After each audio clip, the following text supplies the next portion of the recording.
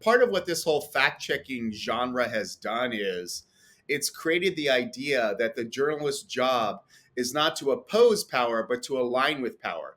So that's why when you see something like that's probably wackadoodle about people eating pets, these immigrants eating pets in some, city that like we haven't, no one's really even really heard of. I mean, wouldn't the obvious thing to do, like, well, let's send someone in there, like, let's get a local reporter, like, we're in there. No, it's like, let me get on the phone and call the people in charge and ask them. It's like, wait, what? Welcome back to the Collapse Life podcast. I'm Zara Sethna, the host of this thinking person's guide to civilization and demise. Before we dive in, please take a moment to like, subscribe, and share this podcast if you find it valuable. Your support helps us reach more people who care about the issues we cover. You'll notice a slightly different studio setup today. We're moving Collapse Life headquarters to somewhere a bit more remote. But in the meantime, we're incredibly grateful to Nancy, you know who you are, for the house sit while you're traveling. Today, we're focusing our conversation on free speech. George Orwell did his best to warn us about the dangers of government censorship. In his famous novel 1984, he painted a bleak and chilling picture of a world where individual liberties and free speech are heavily restricted. He also told us that in his experience, even when people declare themselves in favor of freedom of speech, they generally change their minds when it comes to the speech of people they oppose. We would do well to remember Orwell's cautionary words, especially because free speech appears to be very much under attack right now in so many parts of the world. Here to talk about some of the symptoms of that problem and possibly some of the cures is investigative journalist Paul D. Thacker, author of the Disinformation Chronicle on Substack. Paul, welcome back to Collapse Life. It's nice to have you with us. Hey, thanks for having me back. Great. Well, the last time you were here, we talked extensively about the disinformation industrial complex, and that's the vast network of institutions that works to control who gets to say what. You recently had another run-in with one arm of that industrial complex, which was the Facebook fact checkers. Right. So let's start by telling the story of what happened when you shared a video of Kamala Harris talking about why we need more oversight and regulation of social media. So, just last week, Mark Zuckerberg, the president of Meta, formerly Facebook, I still call it Facebook sometimes, put out a letter and apologized for caving in to pressure from the Biden administration to censor issues on COVID-19 and also some of the things he'd done on this scandal called the Hunter Biden laptop issue. And what he promised, he said, like, in the future, they would not be making changes until they had something back from one of their fact checkers. And the problem with these fact checkers is they're just nonsense. I mean, there's no objective that says, like, well, I'm a fact checker and you're not. Like, they want to pretend it's like, they're not like doctors with medical training, or lawyers with legal training. They're simply just people sitting at a computer and saying, I don't like this. And right. What had happened is I was on Twitter and I saw this video of Kamala Harris, and she was talking about how, well, that's a privilege, and you're not allowed to have that anymore. And then she said, we need to have the same policies for Twitter and Facebook, whatever. And it just kind of irritated me that she would call someone's free speech or right to speak, that she would call it a privilege. It's not a privilege, it's a right. And I just, I think if you've gone to college, if you've then taken the step further and you've gone to law school, meaning you took constitutional law, you are then a city prosecutor, which she was, and you're now vice president, and you want to be president, you should know a little something about the Constitution. I just think that, like, I never went to law school, but I know these things, and so it really irritated me. And so I posted on Facebook the video, and I said, the Democrat who wants to be president of the United States thinks that free speech is a privilege. And that's all I wrote. And I was on vacation, and, posted that, went about my life. And the next day I found I'd had a fact check wrong, missing context. But it was like missing context. And I was like, okay, whatever. And so I just kind of let it go. And then I was kind of like, wait, what is going on here? Like, what is this missing context? Like, I literally just repeated back what she had said, Right. with my sort of, take on it. But like, my take is that like, it's protected free speech. Right. And the fact check took me to an Italian fact checker. So there's this fact check telling me that I'm wrong, but it's in Italian. And then, so I run it through, translator, and it says, did Kamala Harris claim that she was going to shut down X? And I was like, wait, I didn't talk That's about not any. what I said. Yeah, it's not what I. It's not what I said. Like, I didn't. What are you talking about? So then I go in and I put the rest of the like this 500 words, like long running around fact check. That basically says that some people on X have been sharing this video and they have taken out of context and they said that this meant she was trying to shut down X. And I'm just kind of like, okay, I don't know if that's true or not, but like, I'm not responsible for what these other people are doing. It's like the weirdest thing ever. And like, why are Italians getting involved in like American political controversies, like issues of the American Constitution? It's just the most bizarre thing. It was just so hilarious. I was trying to think of a metaphor for it, where like I'm being dinged as missing context because other people are sharing the same video that I shared and they're saying it means this thing that I didn't say and that I didn't even know that they said. And it'd be like I was comparing it as like you're in the car and you're driving your kid to Little League practice, on the weekend, and the cop pulls you over and he rips out your kid's Louisville Slugger because some little thug, over in Moscow used a bat to rob some babushka's purse in the Moscow subway. I mean, like, to think of the bizarreness of that, it's like, wait, what? Like, am I in a comedy film? Like, what's going on here? It's Yeah. the most bizarre thing, and I didn't totally understand. I just thought it was weird. It was just such a weird thing. And then, so I wrote it up, and then I shared it on X, and this Twitter account that apparently is in Texas said same thing happened to them. So, and they had said something like the same thing, like nothing about like shutting down X. It's like, this is it's not a privilege. Our ability to say things, or it's protected free speech. Yeah. Now, then I get a comment. This is really interesting. I got a comment in on my Substack on the Disinformation Chronicle, and someone said that like what she had actually was discussing was Donald Trump getting his Twitter account pulled, and Hmm. that's what she was calling a privilege, you know, which is fine, but except for the problem is that we know what the Biden administration was doing is Right. right, and what Democrats were doing is they were running to these social media companies and telling them to censor people. Like that's what they Right. were doing. Like we know this from the Twitter files. We know this from the lawsuit in Missouri v. Biden. And we know this from the recent apology from Mark Zuckerberg that this is what was going on. Right. So, I mean, in their head, they want to come and censor you. They call it moderation. It's so funny. They call it moderation. There was a recent lawsuit by a woman named Nina Jankowicz. Hmm. She was going to be running this thing called the Disinformation Board or something like that, that is put on, that was, I think, working for the Department of Homeland Security. I can't remember the exact details. And the whole Yeah. thing blew up and turned into a controversy, and it was shut down for obvious reasons. That, like, I mean, you're going to be using this and turning it on Americans. Well, she ended up suing Fox News, saying that they disparaged her, and their news about what she said and how they framed it was wrong. And the lawsuit was dismissed. But what was funny was very few people read the judge's ruling. What the judge did is, and again, it's just hilarious, right? I mean, so this is a guy who's a judge, right? I mean, so this guy's gone to college, he's gone to law school. He then, like, somehow or other was either appointed or got elected to be a judge.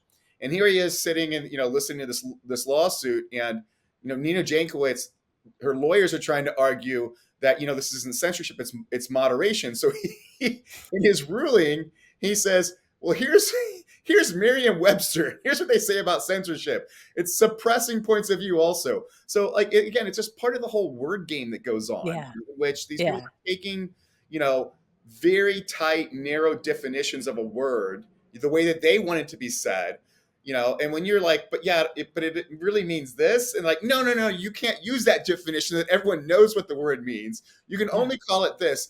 Otherwise, your fact check wrong, right? I mean, oh, Yeah. is your fact check wrong? You know, Yeah. so the whole thing is just turned into a ridiculous, like, stupid game.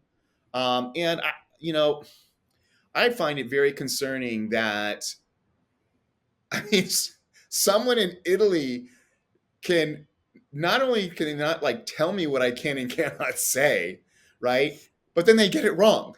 Like, why are you sticking your nose into an issue that involves the United States Constitution during an election year? Like, what is that Yeah. about? Yeah. It Yeah. Yeah. makes no sense. It doesn't. It makes no sense. And there's really no way to take that video and make it right. So even if the added context is that she was actually talking about Donald Trump and his privilege to have a Twitter account, um, that's wrong too. It's not a privilege, is it, to be able to speak on a public platform?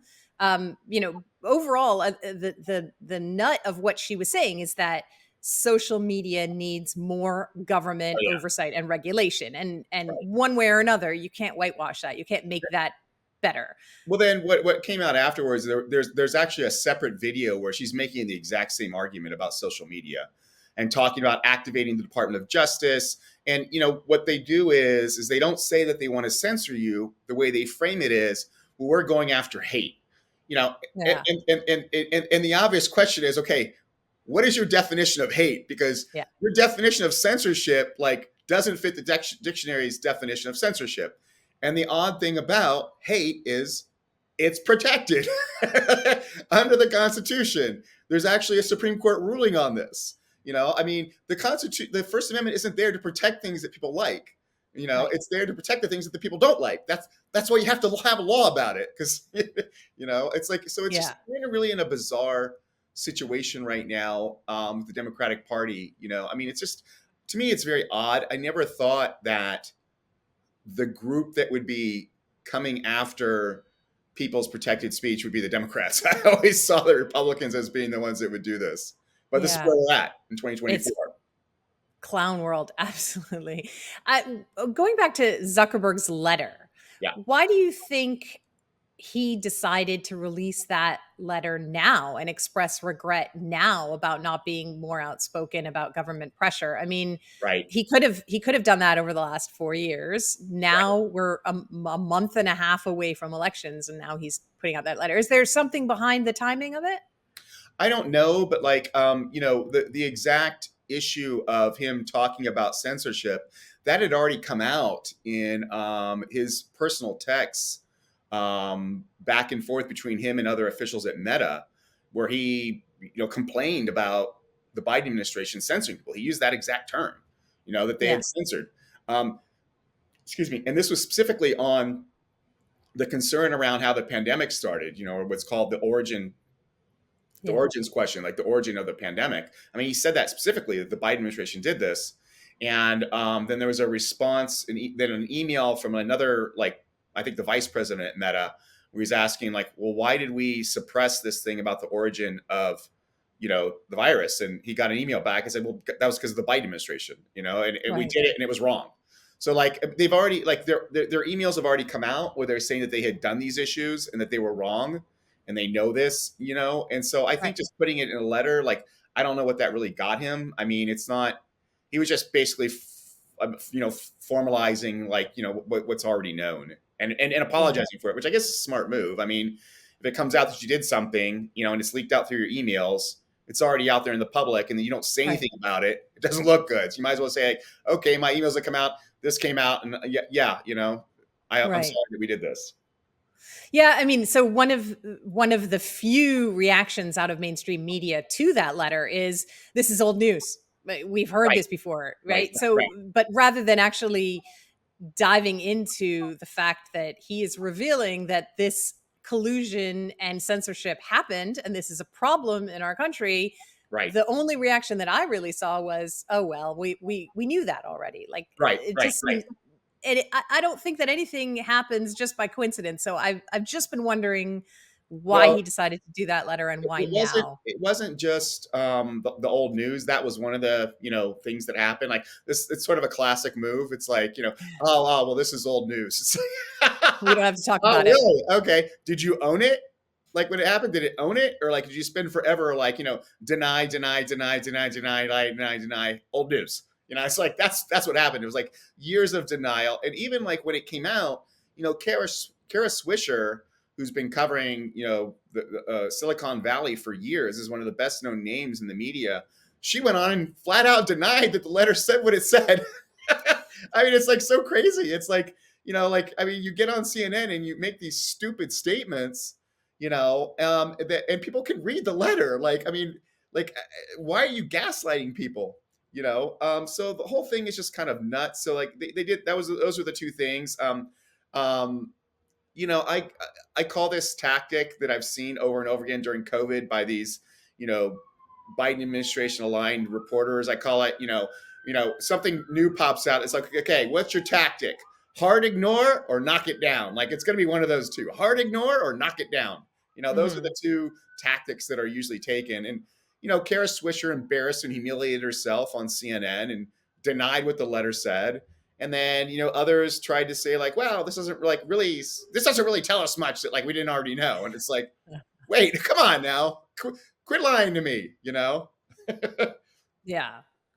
Um, so I want to turn a little bit to X, Twitter, and Yeah. what's happening with that social media platform, because that also leads to a little bit of work that you've been doing recently with the Twitter files. So most people know Brazil just recently banned X and threatened to fine anyone who tries to use the platform using a VPN with a very hefty fine. Right. And that was because Elon Musk refused to comply with a court order to suspend certain accounts that were suspected of spreading hate and Right. disinformation.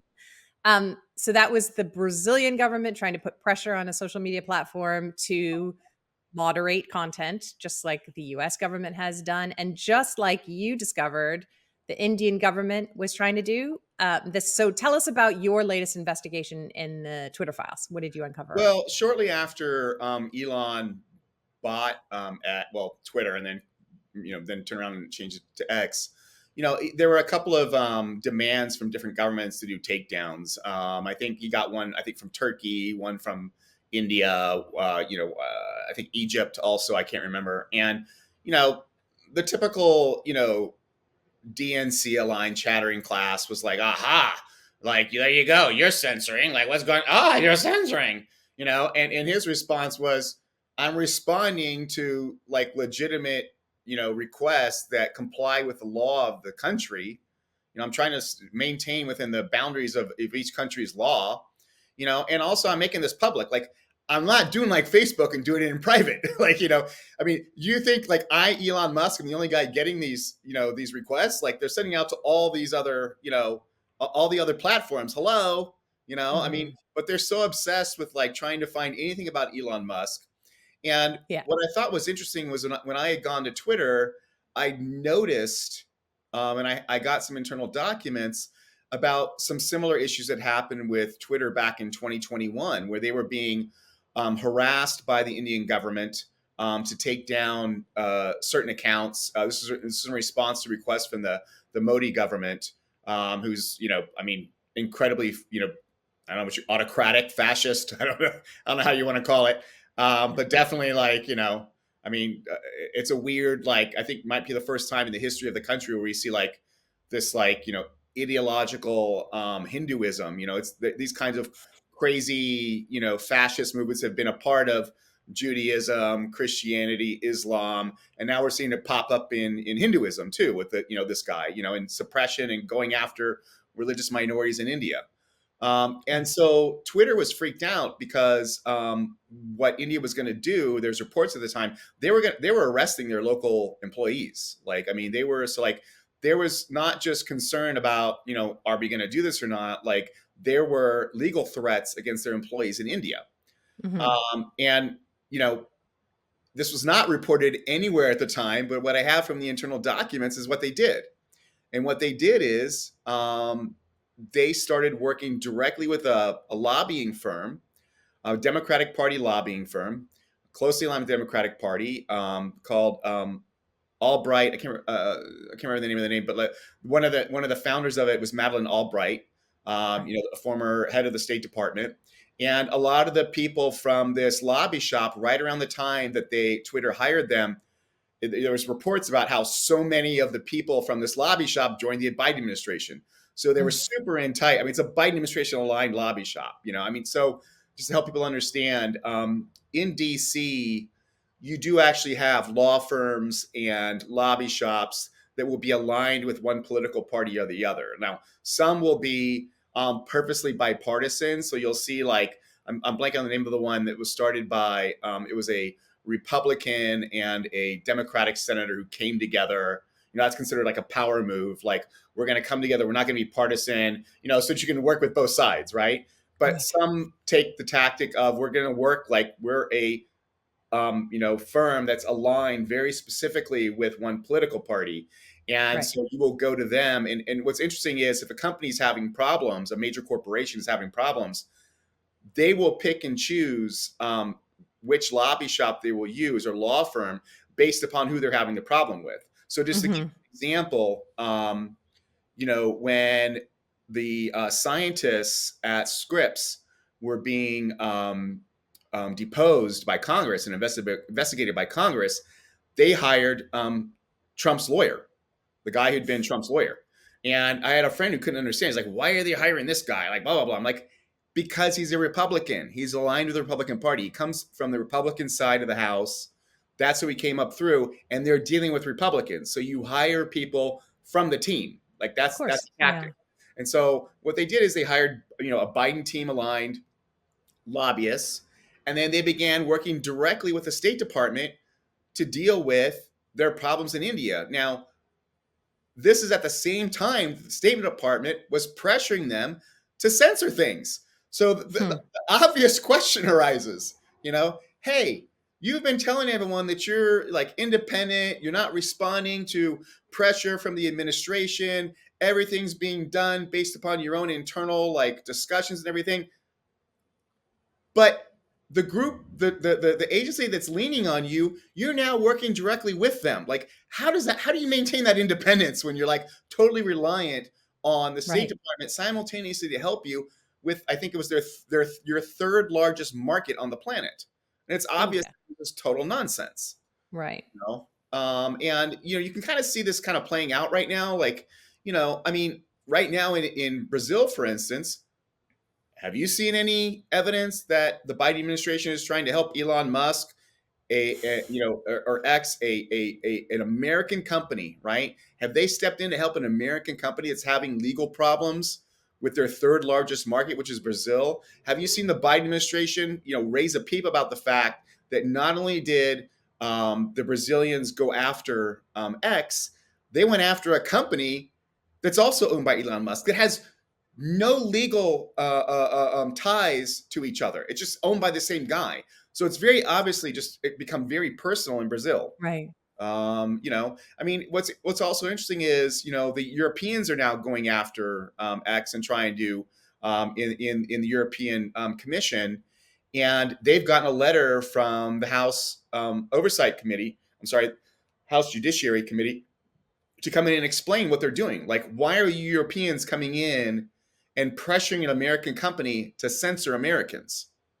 Right. Now part of this is, it's very troubling and concerning, but also it's also like, because we're talking about new territory, right? I mean, this is a global platform that, is based in America, and things that are done by in other countries could potentially impact people in America. Like, I mean, just Uh-huh. like what happened with, this Meta Facebook, fact checker. Like, there's someone in Italy, and suddenly they're like determining what you can and cannot say, and you live in Texas. It's Yeah. like nuts. It makes no sense at all. Like, I Yeah. it's like, I've never even been to Italy. Like, I can't make a bolognese sauce, and you're telling me like what I can and cannot say. Like, what is this about? You know, Yeah. so things It's are getting very mixed up. it's very messed up. It's very confusing. It's Yeah. interesting that it's so transparent now. I think that Right. probably a lot of this sort of stuff used to happen Oh much more yeah. in the shadows, and we're now much more aware of what's happening. That controls. We're also now able to communicate in ways that would have been unthinkable even 10, 15 years ago. Right. Um, Talking about that, so we all know as well another social media platform, Telegram. The founder of that platform was recently arrested in France for similar reasons. He failed to comply with investigations into allegedly illegal information that was being shared on Telegram. So I wanted to ask you what your thoughts are on what is the responsibility of a company or the principal of that company in Right. terms of policing the activity on that platform? Where does that begin and end? Well, the exact nature of what happened, it's not totally clear yet, because the guy whose name I'm blanking right now, who owns Telegram, he was arrested. Pavel, Pavel, yeah, he Pavel. was arrested. He was arrested, or I don't know if arrested, but detained in France. Well, I guess you're arrested if you're detained for 4 days. I don't know French law, but he was detained for 4 days, and he posted a long thread. I mean, a long post on X, and it was very odd reading it because he said, like, I don't know why this is going about. Like, they're saying that I'm not complying with their requests involving child pornography, and they've sent those requests. I have a representative. Like, we haven't gotten any requests. Like, we haven't been contacted at all. They know how to contact me. They know how to contact us. Why did this all happen? And he's now being detained in France. He's not allowed to leave France right now. He Mm, has actually French citizenship. He has citizenship in several different countries. I mean, the irony of ironies, like, he's a Russian citizen. He fled Russia because Putin was trying to censor things and he had to right. leave. And so then you run from Russia because Putin's trying to censor you, and then you end up going to France, and then they detain you because they're trying to, like, deal with child porn. Although, like, you know the whole child pornography thing is a bit like the hate thing. It just seems like a reason, right, to begin, doing these things. When you look at these laws, how they start, I think it's almost planned, as if they know that they can't say that they want to moderate you because they don't like what you're saying. So they Right. start off by saying, well, we're just going after child pornography, right? Like, that's this big issue. And yeah, no one likes that. But, like, I mean, I don't know what your experiences are in social media. I've never once run across child pornography in my entire time on Facebook or X or any social media platform. Right. So I mean, I know there's child pornography out there, and I know it's got to be pervasive in certain quarters, but, like, it's not something that I'm tripping across. Right. So And you probably have to be looking for it in order to yeah, find it because it doesn't right. just surface up in our feeds on a regular Yeah, basis. but I mean, the thing is, like, I wouldn't even know how to find it if I wanted to find it. Like, I mean, I have to spend a lot of time, like, figuring Yeah. out how, where to go and what to find and everything. So, it just seems like a pretext, to start all this stuff off. It's like, Yeah. it's really funny. It's like the same thing I just, kind of, it just dawned on me one day. It's like, the war on terror is kind of like the war on hate. It's designed to never end because it's all about concentrating power. It's Right. like you can't just kill people because you call them terrorists. I mean, we see what's going on in the Middle East right now, man. I mean, there's been, like, tens of, thousands of little kids killed. Like, are those kids Hamas terrorists? I mean, come on, like, Right. at what point do we begin to realize that these are just terms that are thrown out there in order to justify actions that people just don't like, Yeah. or that are Yeah. probably illegal? Yes. So, I mean, these platforms are just tools for communicating, and there's they're no different really than Amazon, or there's been all this discussion about Overstock.com even being a platform for people to share child pornography, even though it's just a Well, retail site. So these are just tools, and so right, it makes me wonder. Obviously, we should have laws to regulate illegal activity, particularly when children's well-being is at risk. But um, as you say, this really feels a little bit more pointed towards, especially those platforms that are potentially a little bit more open to allowing people to say whatever it is that they want to say, whether Right. that's nice or not, so I mean, called. have you ever heard of, like, hey, we really think we got to shut down Gmail now because too many people are sharing like, links to porn, Yeah, or we got to really think about regulating mail more because, people are mailing porn around, like I've never heard that. It's like, I've never, before the internet, I never heard like when people obviously would share things by mail, like, whoa, we really need to start over regulating, people's mail and UPS, because people are mailing porn to each other. It's like, okay, well, uh, uh, stop the porn, but like, don't screw with my ability to send a letter or a postcard. right, Like, what are you right, doing? Like, what is this about? Like, what is this really right, about? Is this really right. about porn, or is this really about you regulating, what I might write in a letter to someone? There's another Exactly. issue on this, which I think is, that gets into kind of some of this stuff, and how the media covers it. I think every you and everyone listening to this has seen stories about book bans and libraries that like are being shut down because of because parents because why are they doing book bans? There's another one like this I saw recently in the Post, like this brave librarian stood up to book bans, right? Tim Waltz actually tweeted out we need to stop these book bans, and he had his hand right when he did this on a book, right?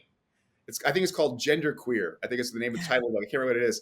And when you look at the pictures in that book, it shows like graphic scenes of sex, graphic scenes of oral sex, and I mean,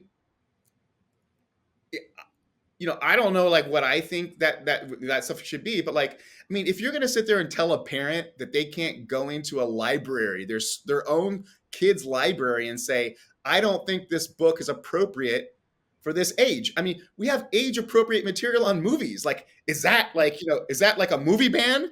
I mean, it's just the whole thing is so ridiculous. So Yeah, it takes this idea of people being parents, right? I mean, sure, some of this stuff is, censorship, and parents is like, I don't like the politics of this, whatever. But like some of this stuff is just parents being parents, and when my wife tells my daughter she can't, watch cartoons anymore on the tablet, we're not doing a cartoon ban in the Thacker household. We're just saying like our daughter, censorship. yeah, we're not censoring things. Like we're just saying, like, no, it's enough. Like, Right. like we don't want our daughter to have, liquid candy, Coca-Cola, we're not doing a Coke ban. We're just like, we're being parents. Like we're doing the crap that parents have been doing forever, and Yeah. determining what their kid can and cannot do. So, you see these constant crazy stories about how there's a book ban happening because, and you look, it's like, these are parents that are just going to a school and say, I don't want my kid to have this book. I mean, you can agree about that. No, that's not a book ban. That's parents arguing about, Right. that's a local issue for a local. It does Yes. not need to end up in the Washington Post. Yeah. Where you read these constant stories by the Post reporters and the New York Times reporters bitching and moaning, complaining about, you know, middle school and high school activity, in a city that they're never going to go visit. I mean, meanwhile, we know from investigations that have popped up that there have been letters sent directly to Amazon by the Biden White House asking them to take certain books down. And you don't see those stories appear in any of the big media outlets. You Yeah. know, Yeah. With the elections being so close now, yeah. do you think that there's going to be even more restrictions over the next few weeks on what people can and can't say, particularly on social media? I mean, we know what has happened in past elections that have been, in this social media era. So, what's your sort of take on it? This is something that you spend a lot of time looking at. So, just wondered. I don't know exactly if, I mean, the Biden administration is definitely back on their heels. I mean, they've been so exposed, as far as, the censorship that they've engaged in. They've been called out through documents. I mean, the guy who was doing, running the censorship activity inside, the Biden administration, Rob Flaherty, he's now the deputy campaign manager for for Kamala Harris, I mean, so I mean, like these people are exposed. I think they've got to be very concerned, about like, they know what they got away with. But I mean, once you get exposed, it's hard for you to go back and do it again. So they're gonna be, it's gonna be a little bit harder for them, to go back and do this stuff. Um, my concern is a bit of the way the media is covering this stuff. I mean, I'm in Spain, so of course I didn't stay up and like watch the debate, but I get up the next morning and I'm seeing the debate coverage, and I don't know, like, okay, is this true or not? Because like, Mm. I went to bed and I was like, okay, there's like three possibilities. It's going to be some kind of tie. Trump has a habit of not a habit, like a personality problem of like not knowing when to shut up and running his mouth and saying stupid things. Kamala Harris is like has never like held up well in a debate, like when she needs to like speak extemporaneously. She got beat to death by Tulsi Gabbard. She's had disastrous interviews. They've been hiding her like as much as they can. Yeah. Yeah. So I thought like, okay, there could be like a disaster on either side. It could end up being a tie. Like, I don't know. So I get up next morning, and most of the media is saying like Kamala Harris like pretty much dominated, and like I would just like to like just read that and know that that's true, but I can't because the media Yeah. is so in bed with the Democratic Party. And so here's a quick example. A writer for the New Yorker, whose name I'm blanking on right now, wrote a piece about the debate, and one of the things she said is like Trump was crazy. He brought up this fact that Kamala Harris wants to allow transgender surgeries to illegal immigrants. And this totally wackadoodle. Like, what is Trump even talking about? And so she makes this claim like this is totally wackadoodle. Well, why did Trump make that claim? Because it was reported the day prior by CNN. I mean, CNN got an internal candidate survey that Kamala had filled out in 2019. And one of the things that she said was, yes, illegal immigrants detained should be allowed to have transgender surgery. And you're like, wait, Mhm. what's going Mhm. on? It was one of those bizarre things. So, of course, like, it's going to end up on CNN. I was shocked to find it on CNN, but like the reporter who's there, Andrew Kaczynski, like, he's your typical kind of liberal in that, he's not aligned with the Democratic Party. He's like, your old style liberal. Like, he just, believes in open debate and likes a good story. So Mhm. the New Yorker like writes a piece that calls it like, this is a totally crazy thing about something had just been reported as true the day prior, Right. a media outlet that she actually goes on Yeah. talks about. So the whole thing is just completely nuts.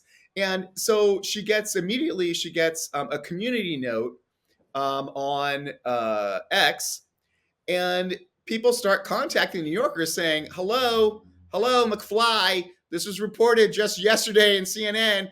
And they come back and they say, well, we're not going to fix it. We don't know what you're talking about. It's like, what? You know, Yeah. Meanwhile, Time Magazine did the same stupid thing, right? Apparently that reporter also has never heard of this like obscure media outlet called CNN.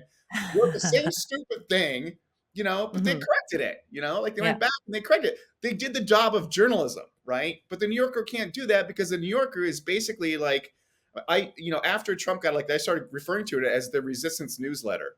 It's just, resist, it's just, it's so clownish, and so that's what makes it hard is, you know, I just need functional news. Like, I mean, just like, so I can wake up in the morning and just read the newspaper and then go and I'd be like, okay, this is what's happening, and then go about my life. I can't like every time I see a story that's a little odd, then I gotta like go and investigate and like, okay, is this really what Yeah. happened? Like, Yeah. it's just like it just makes everything so complicated. And this New Yorker, response, this stupid response, this non-journalism response, just I mean, they're just letting you know exactly the way, who they are. They're Yeah. letting you know exactly who they are, like who you suspected they are. That's who we are. I mean, it's like it's just you just need it to function, just like the way you need a bus to function. Like I'm Right. taking a bus and it's 12:45. Like it can't be like we're running 20 minutes late because of the 20 people who were killed yesterday in Sri Lanka, and you're like, wait, I don't care about Sri Lanka. Like I just need the bus to be on time. I don't Yeah. care about the damn politics. You Yeah. know? And the bus that shows up may not be the bus that you need. You're going to have to do your own research and investigate Yeah. whether that really is the bus. The thing about this week's debate that will probably be most remembered is the Ohio migrants are eating cats, dogs, and ducks. Right. And it plays exactly into the point that you were just making, which is we don't know Right. what is actually happening. And it's the Right. job of journalists and reporters to do their duty and get out there and report it and actually tell us what is happening. And nobody seems to want to do that. They get on the phone and they call the city manager, and the city Exactly. manager says, I don't have any credible evidence. And then they say, because he doesn't have any credible evidence, it's not happening. That's not Right. what that means. Right. Right. No, I mean, part of what this whole fact checking genre has done is it's created the idea that the journalist's job is not to oppose power, but to align with power. So that's why when you see something like that's probably wackadoodle about people eating pets, these immigrants eating pets in some, city that like we haven't, no one's really even really heard of. I mean, wouldn't the obvious thing to do, like, well, let's send someone in there, like, let's get a local reporter, like, we're in there. No, it's like, let me get on the phone and call the people in charge and ask them. It's like, wait, what? Right.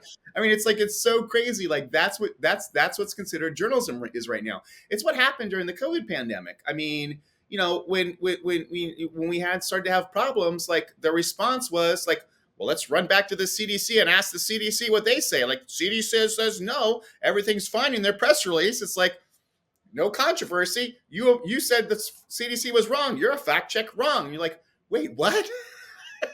Like, when did you become like, the PR arm of the federal government? But that's what's Exactly. happening. Exactly. It's the inverse of what journalism is supposed to be.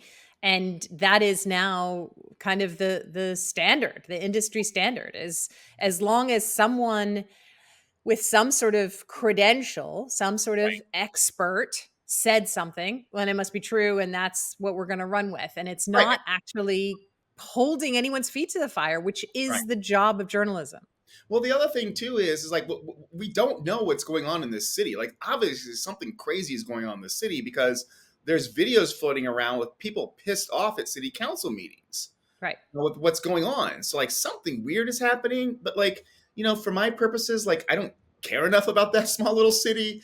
I mean, it's like, but what oftentimes happens with reporters is they'll find the craziest thing going on, right? And they'll like take that, someone said this, and someone said eating a pet dog, and they'll take that and they'll elevate that. It's like, aha, this is what everyone's saying in this city, and like, and they'll shake it Right. around. I refer to it as, I mean, my idea of this is, there's a take back the night march on a college campus somewhere. I mean, we know that like sexual violence is like out of control on some campuses, like, and it's problematic and needs to be dealt with. So there's a take back, the March night, with women concerned about, something happened to them or one of their friends or this in general, like they're activists or whatever. And it's like, what do? You find like, the obviously like overweight, Jewish lesbian with purple hair who's holding a sign up that says, I hate men. You're like, that's what this march is all about. It's like, no, like, that's what Right. she's about. The other like 40 50 women are there for their own concerns, but you want to take the most dramatic crazy example and hold it up and say, aha, this is all of you. Yeah. Um, it may be that I'm in my own echo chamber, and probably for sure I am, but it feels like there's a lot more being said about freedom of speech these days. Yeah. But some of what's being said really concerns me. So I wanted to ask your thought on kind of public opinion, is particularly because you are an American, you report about things that are happening in America, but you also live in Europe. So I just wondered if you see a different discourse happening in Europe versus what you're seeing happening in America, and just what's your take on this whole discussion? Well, I mean, first off, the thing to understand is that there's this sort of um, kind of um, main concern around free speech is it's very much an American concern. It's protected by our Constitution. So for us, it's protected, and it's always been critical, to us. It's the First Amendment. So we've always had much greater concerns about freedom of speech. But I mean, and just to be clear, the people who are attacking free speech right now are the Democrats, like the liberal Democrats. That's the moment in time. I mean, 20 years from now, we could have a discussion. We're like, oh my God, now the Republicans are at it. I mean, the only thing I do know is it's not going to be the Democrats that are constantly going after this. It's over historically, it's shifted around. So that's one thing. The second thing is there's this idea among conservatives that, they are being, censored. That's not true. It's people across the political spectrum are being censored. It's just the conservatives are speaking up more about it. There's plenty of people on the left that are being censored. You were just, you're stepping out and you're saying something that people in power and authority don't like. Is essentially what Mhm. it is. Mhm. But there was a poll out, I want to say about 2 weeks ago, that looked at American concern around free speech. And the sad thing is that the majority of Americans, left and right, don't really care that much. Yeah. I mean, they just don't really care all that much. Like, it's not necessarily a burning issue. I think COVID really amplified it a lot. I think some of the election stuff, I think, amplifies it a lot. But it's not like the average person, walking down the street is not concerned about these issues. I think probably because they're not even totally aware about like that it's actually happening because the media is Yeah. not reporting on it, right? I mean, Right. there's good reason why. I mean, the media, the majority of people in the mainstream media are very much fine with the censorship because like it fits their politics. Exactly. So they're totally fine with it. So they're not reporting on it. It's why you see these like stupid stories about like I mean when you look when you peel behind when you peel them back a little bit, you're like, wait, you're worried about parents like saying that a kid can't read a book and like in northwestern Arkansas. Like, if you've ever been to Arkansas, like, why do you even care about this, Washington Post reporter? So you're seeing these like stupid stories about censorship popping up when actually, and then real censorship is being ignored. So there's that. But still, Americans are much more interested in their ability to have their own point of view. Americans are much more likely to have strong views about being independent from the government and concerned about government overreach. That's not the same in Europe. In Europe, I mean, hey, several countries here have a history of. I'm living in a country that has a history of fascism, right? I mean, this country that I'm living in, Spain, was run by a dictator until the mid 70s. Right. Not Trump said this, he's Hitler. No, a real dictator, like not one that you made up on social media, an actual real dictator that actually really killed and put people in jail. Not he said something bad about you on social media or something that you don't like that you can try to morph into. This is the Yeah. same thing as what Hitler did, and draw these, connect these little things that no one can follow, but you have in your head. Same in like England. There is much greater government control in a lot of these countries than in America. Which the problem in America, for the most part, is corporate capture. Like, that's much more of a concern in America than government control. So the things that are happening in the EU right now are like really scary. In the European Commission, the way that they're going after Elon Musk. I mean, they're now getting letters from the House, asking, and they're going to have to come in and brief the House about what they're going to do. Like, why are you trying to control, what Americans are allowed to say on an American company, on American Mhm. social media outlet, Right. and part of these things are just that, you know, there just weren't concerns in the past, and so a lot of this stuff is totally Yeah. new. These discussions are Yeah. totally new. I mean, we didn't have a situation in the past where there'd be an American company that that people could be communicating on publicly, both in America and with an Italian. Where there might be very different rules about the things you are allowed to say and allowed to do.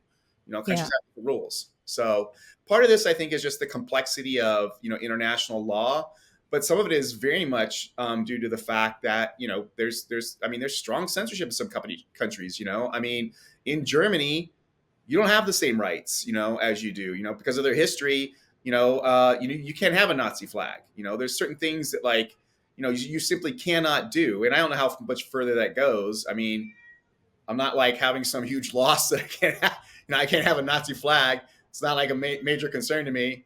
Right. It's not something I'm going to march about, but I don't know how much further that goes into. But you just don't have the same level of rights in European countries as you do in the United States. There's another interesting thing too about this. A lot of the nonprofits in the United States have also shifted far away from being concerned about free speech and the First Amendment. ACLU is a classic example. I mean, Yeah. they partnered on a lawsuit to represent the Center for Countering Digital Hate, which is a censorship organization. I mean, Hmm. they went after a leftist site in the UK, got it shut down by just making up false claims about anti-Semitism and false claims about hate. They're now in the United States try to censor American people, and the ACU came out, to help them. Right. It's part because of these competing issues, which is, the ACLU now is much more concerned with woke issues. So you've got a situation now where they've got to make a decision. You know, are we going to be concerned about people's first speech rights, or are we going to be concerned about microaggressions in the office? And Right. it's very clear the direction they've gone in. There's a great New York Times article piece on this a couple of years back about how, I mean, the number of First Amendment attorneys, dealing with First Amendment issues at the ACLU is 3, and it's been that way for like 2 decades. Meanwhile, on the issue involving, expansion of like all this woke ideology stuff, that's a burgeoning area with lots of money coming in and supporting that kind Hmm. of stuff. And we're seeing it play out on American campuses. I mean, we're seeing people, being shut down for, having pro-Palestinian marches. I Right. mean, so it's gotten kind of crazy. We're in a kind of a crazy moment, in Yeah. America. Yeah.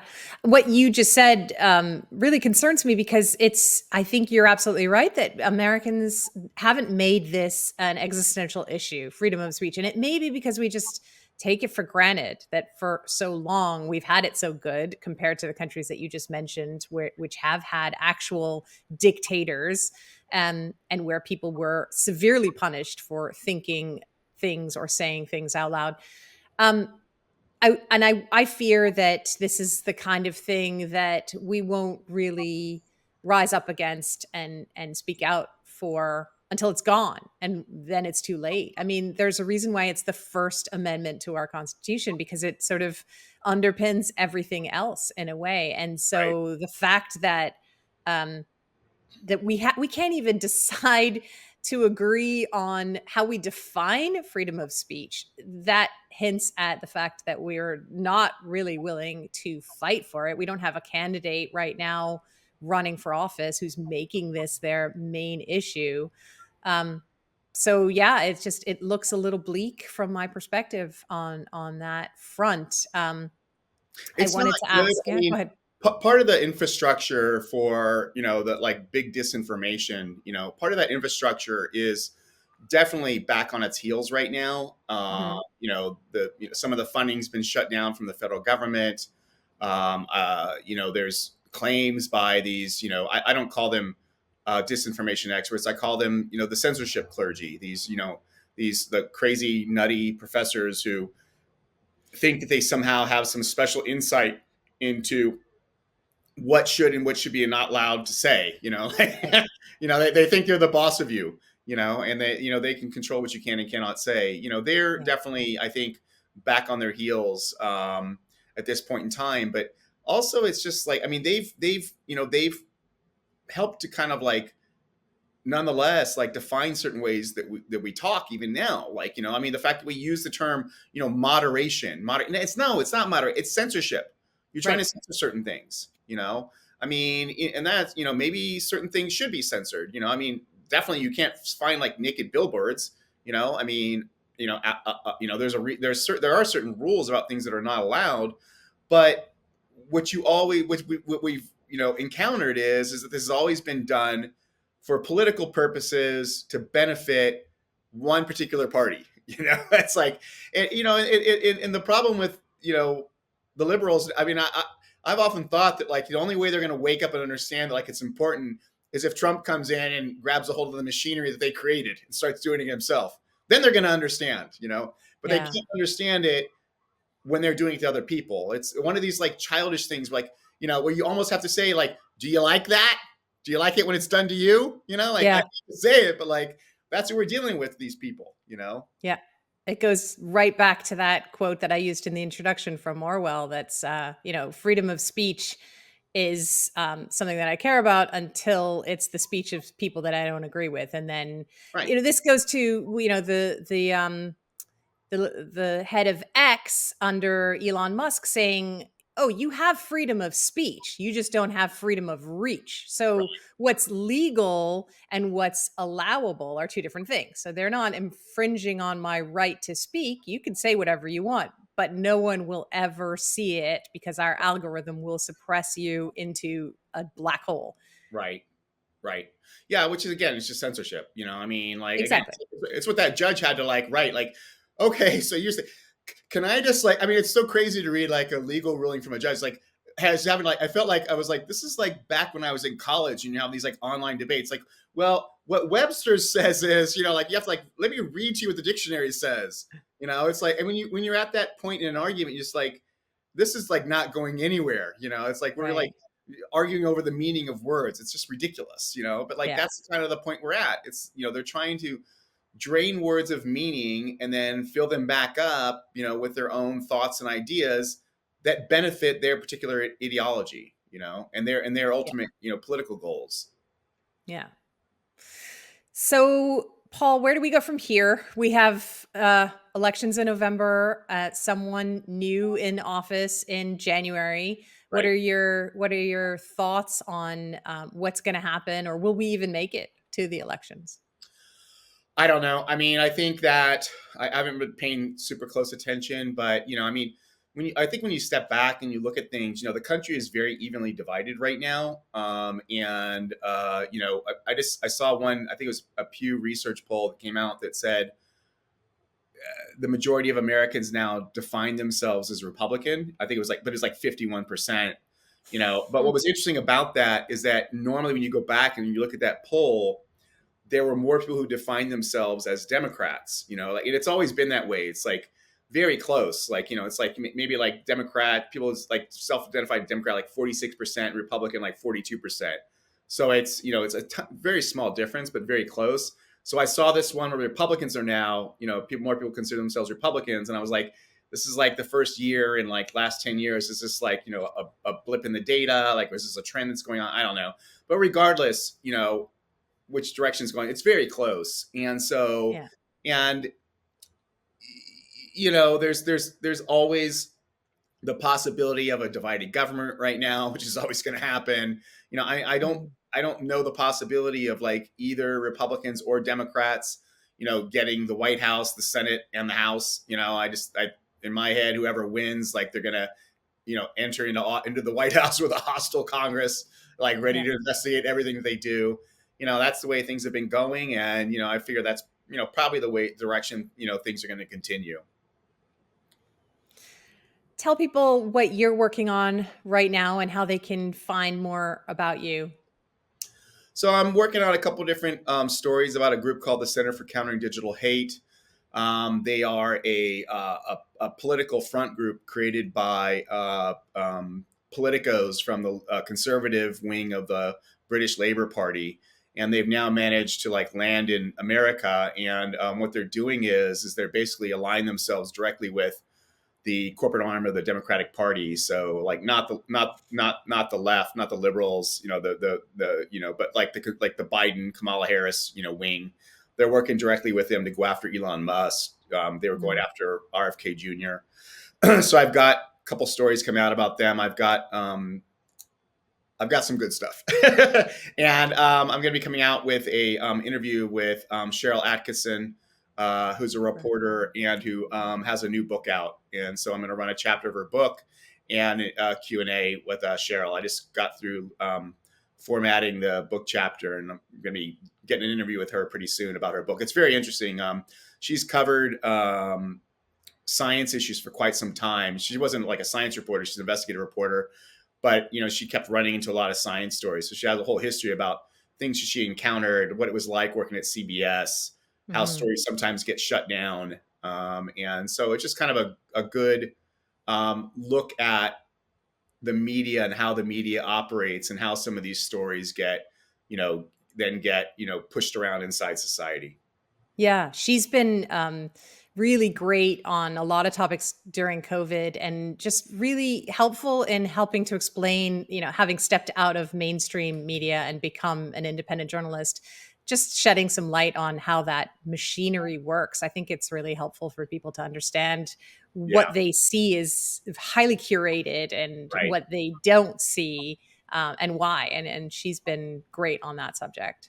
Yeah, there's a lot of pressure inside news organizations, especially inside of TV news, uh, Mm, that certain stories will get shut down or they'll get curtailed. This has long been a problem, and we've seen it, come up especially during COVID. There's a woman who was at the Canadian Broadcasting Company, CBC, who testified last year about stories that like how the CBC was just misinforming readers and how they were covering COVID. I'm right. looking at the woman's name right now, but she gave testimony, and so I think that I don't know. I think we've got a long way to go, though. Yeah, yeah. Well, keep doing what you're doing. People can find that interview, that upcoming interview, and all your stories on your Substack. Yes, yes. So at the Disinformation Chronicle, I'm also probably going to be writing the next piece for about the Center for Countering Digital Hate for Unheard. Okay, great. Well, Paul, thank you so much for coming back and having this chat with us. We wish you all the best in your investigative work, and we'll be following along and hope to see you back here soon. Thanks so much, and enjoy Texas. Thank you. Collapse Life is dedicated to helping you see the bigger picture and equipping you with the tools to take charge of your life in turbulent times. We're grateful to all our guests like Paul, who generously share their time and insights with us each week. And we're equally thankful to you, our viewers and listeners, who keep us inspired and moving forward. Don't forget to check out our latest stories on Substack at collapselife.substack.com. Plus, you can join the conversation on Twitter by following us at collapse_life. And please take a minute to explore our range of products in the Collapse Life store. There's something there for everyone, including a shirt that says "Fact Check Wrong." That's at collapselife.com. Be sure to tune in next week for another compelling episode with a new guest bringing fresh perspectives. Until then, keep your chin up. It's only collapse. See you soon.